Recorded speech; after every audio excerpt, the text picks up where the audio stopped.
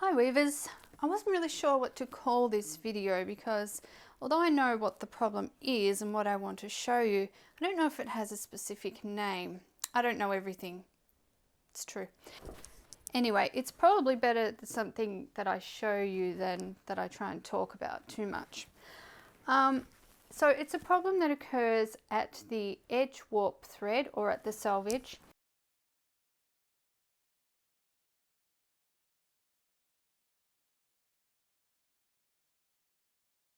It happens when you're weaving something other than plain weave. This problem does not occur with plain weave because it's pretty straightforward, up, down, shed.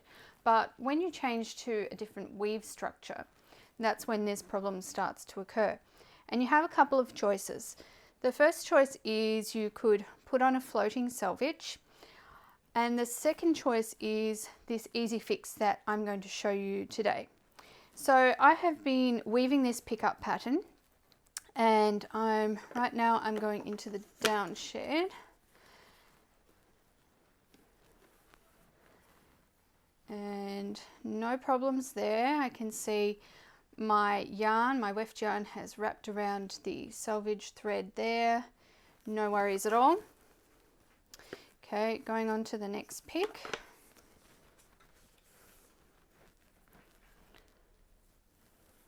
And once again, no problem, the yarn has wrapped around the selvage. So following my sequence, I go back into the down shed, weave this pick, and then, you can see here, this is where my problem is occurring. So what has happened is that the weft yarn for this particular pick, as I've gone back into the down shed, has not wrapped around the edge thread. Now, if I keep on weaving and ignoring the fact that it's not wrapping, it's still going to wrap on the other sheds, but every, third or fourth shed, I guess it is, it's going to leave these gaping mistakes, these parts where it's not wrapped around, and it's going to not only look unattractive, but it's probably going to change the structure of your fabric a little as well, because you have these threads drawn right into here, and these ones are just kind of sitting loose here with nowhere to go. But fortunately, this is a really easy fix. So I'm going to unweave that pick, go right back. And by the way, what I'm working on here is my rainbow lap blanket, and I will link to that pattern in the description box below. It's my brand new Etsy pattern. And you'll definitely want to check that out because it's very beautiful, even if I do say so myself. All right, so let's go back to that edge. Instead of going straight into the shed as I normally would, I need to find a way to make this weft yarn, instead of traveling into the shed and leaving these warp threads bare, I need to find a way to make them wrap around, to make the yarn wrap around the edge. So the easiest way for me to do that at the moment is to simply go over the outermost warp thread, then go into the shed, like so. And then when I get to the other side, I'm just going to fix up my edge like I normally would with my little pinching technique.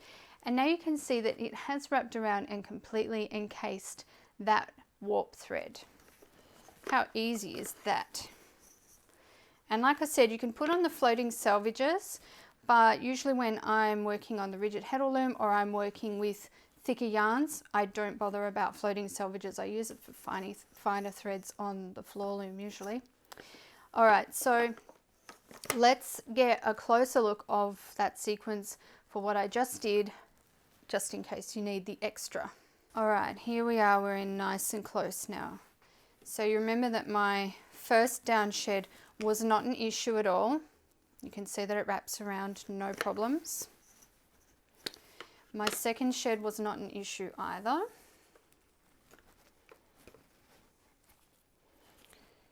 It also wrapped around its edge thread over there.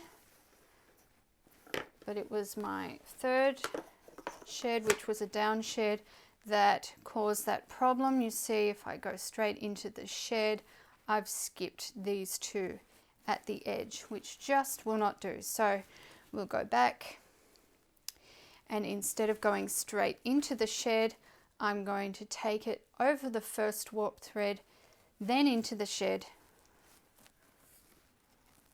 and then I'm just going to fix up that edge like I normally would, and voila. So if you have this problem occurring and it'll usually be on the same shed that it's happening each time, like for me, it's on the third pick for me. It just becomes second nature to, instead of going straight into the shed, stopping and going around it. Well, not even stopping, but just going around that edge thread. It becomes very easy. And just like you can remember a pattern sequence as you're going along, once you get used to a pattern, it's the same for this. You just dive straight in there and go through.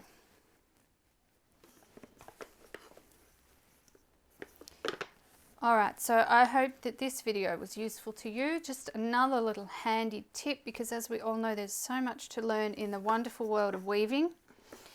I hope you enjoyed it, and leave me a comment down below. Like and subscribe if you did like it. And until next time, happy weaving.